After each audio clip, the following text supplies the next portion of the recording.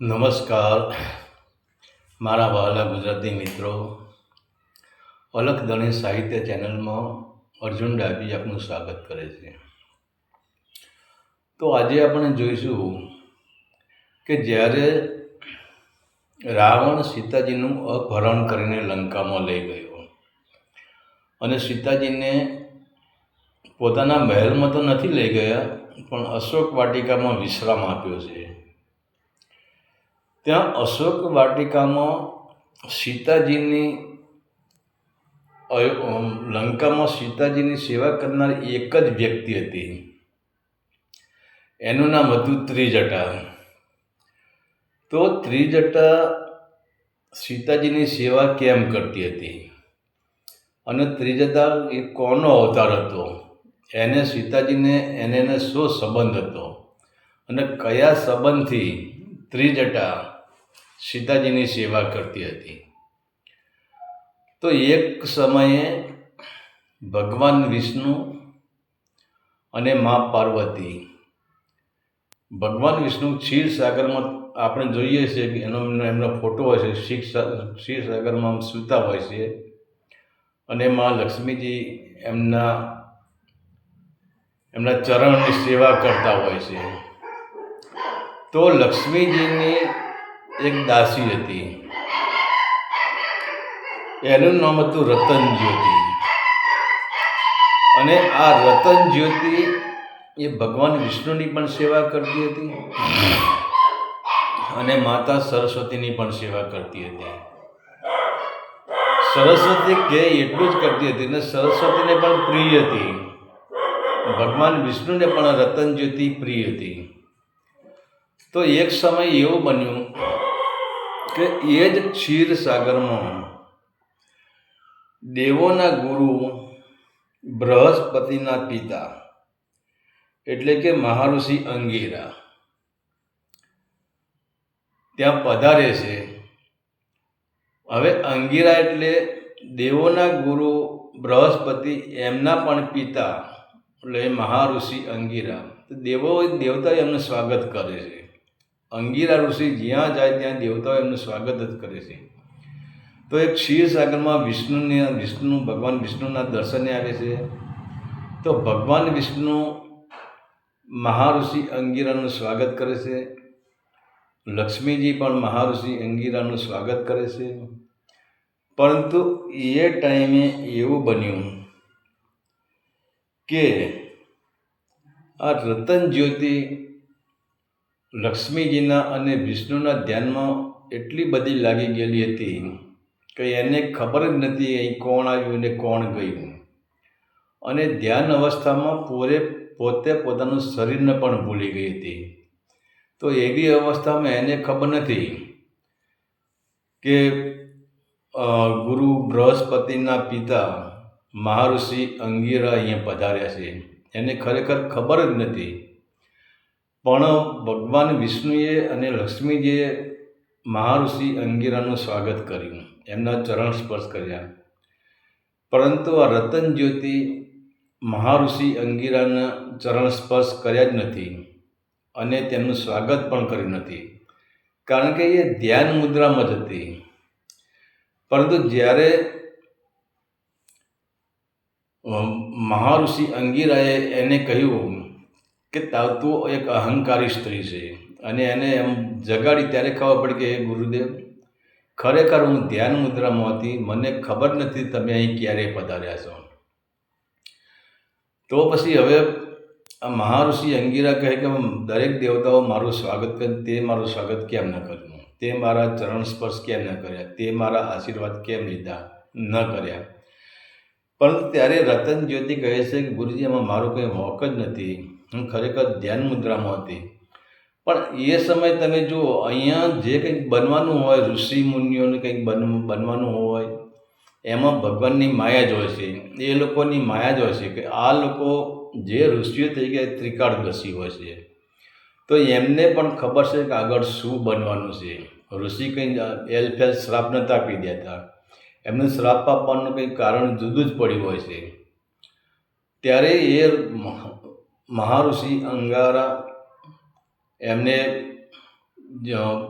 શ્રાપ આપે છે કે જા તું તે રાક્ષસ જેવું કામ કર્યું છે કે રાક્ષસો સંતોને નમતા નથી, એટલે આજે તું મને નમી નથી એટલે તું રાક્ષસ બની જઈશ.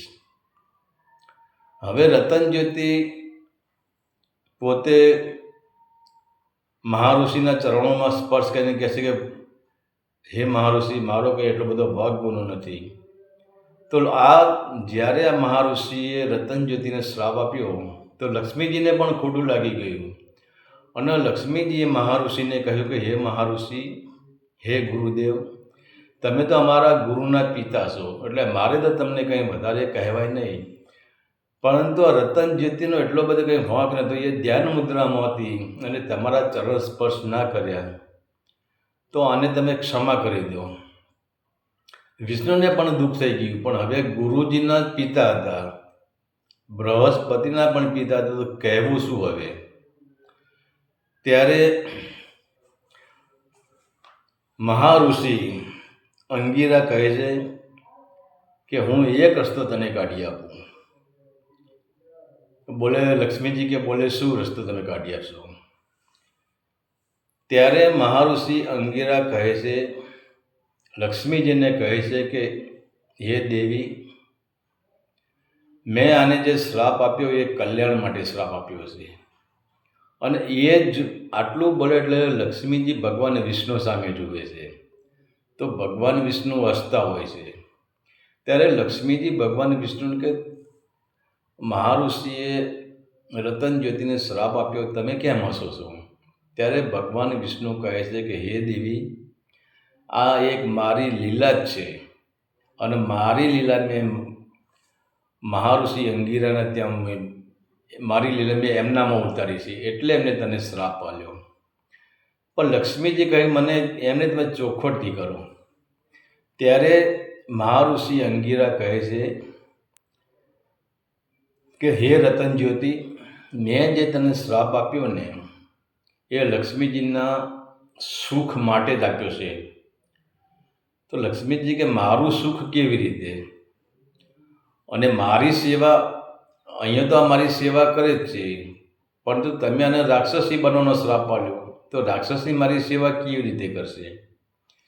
ત્યારે મહાઋષિ અંગીરા કહે છે કે હે દેવી, હવે ભગવાન વિષ્ણુનો અયોધ્યામાં દશરથ રાજાના પુત્ર તરીકે રામ તરીકે નવો જન્મ ધારણ કરવાનો સમય આવી ગયો છે, અને ભગવાન વિષ્ણુ રામ અવતારમાં જન્મ લે છે. ત્યારે તમે પોતે સીતાજી અવતારમાં જન્મ લેશો, અને ત્યાર પછી તમારે 14 વર્ષ વનવાસ જવું પડશે. અને તમે 14 વર્ષ વનવાસ જશો ત્યારે રાવણ તમારું અપહરણ કરી જશે, તમને લંકામાં લઈ જશે. અને જ્યારે રાવણ તમને લંકામાં લઈ જશે તો ત્યાં તમારા અયોધ્યાની કોઈ પ્રજા પણ નહીં હોય, ત્યાં રામે નહીં હોય, કે ત્યાં લક્ષ્મણે નહીં હોય, ત્યાં તમારી કોઈ સહેલી નહીં હોય, તમારી સેવા કરવાવાળું કોઈ નહીં હોય, તમને પૂછવાવાળું પણ ત્યાં કોઈ નહીં હોય. એટલે જ આ તમારી સેવિકા જે રતનજ્યોતિ છે એને મેં એટલા માટે શ્રાપ આપ્યો કે તું રાક્ષસી થઈ જઈશ, એટલે કે અને તારું નામ ત્રિજટા પડશે.